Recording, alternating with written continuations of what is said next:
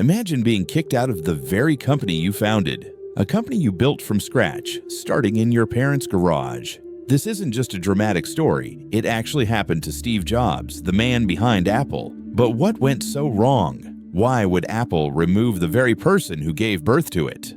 Well, Steve Jobs co-founded Apple in 1976 along with his friend Steve Wozniak. Together, they had one simple dream: to bring computers into people's homes. At that time, computers were huge, expensive, and only used by businesses. Jobs believed they could be small, personal, and beautiful. By 1980, Apple was a huge success. It went public, making Jobs a millionaire at just 25 years old. But as the company grew, so did the problems. Steve Jobs was a visionary, no doubt. But he was also known for being difficult, demanding, and sometimes impossible to work with. He was obsessed with perfection and would often shout at employees if things didn't go his way. In 1983, Apple's board felt the company needed a more experienced business leader. Jobs agreed and personally convinced John Sculley, the CEO of PepsiCo, to join Apple as its new CEO. Jobs famously asked him, "Do you want to sell sugar water for the rest of your life, or do you want to come with me and change the world?"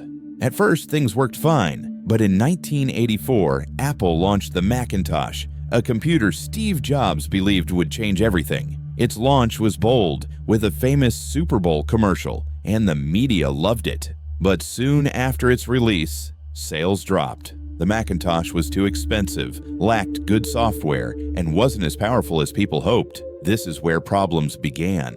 Jobs wanted to lower prices and push the Macintosh aggressively, but John Sculley disagreed. He believed Jobs' decisions were risky and financially dangerous.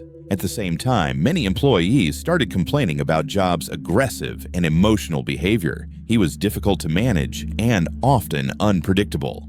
By early 1985, the relationship between Jobs and Sculley turned toxic. Jobs secretly tried to convince Apple's board to remove Sculley as CEO, but Sculley found out and immediately called an emergency board meeting. During that meeting, both men presented their sides, and in the end, the board chose to support Sculley. Steve Jobs was stripped of all his responsibilities for the Macintosh team and any major decision-making roles inside the company. Even though Jobs technically remained as chairman of the board, he had no real power left.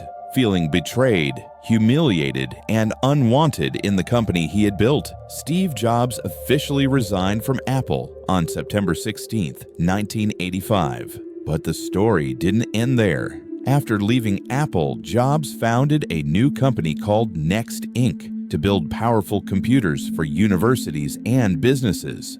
Around the same time, he bought a small animation studio from George Lucas called Pixar. This studio would go on to create films like Toy Story and Finding Nemo, revolutionizing the animation industry.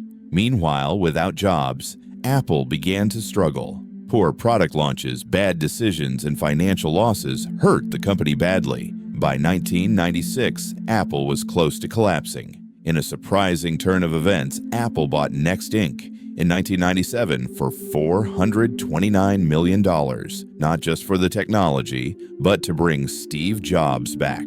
When he returned, Jobs immediately turned things around. He simplified Apple's product line, improved designs, and focused on innovation. Under his leadership, Apple created legendary products like the iMac, iPod, iPhone, and iPad, turning it into the most valuable company in the world. The story of Steve Jobs reminds us that sometimes life will push you down, even from the very place you built yourself. But if you keep your vision alive and never stop believing in your abilities, you can always come back stronger. The man who was once thrown out of Apple returned to save it and ended up changing the world.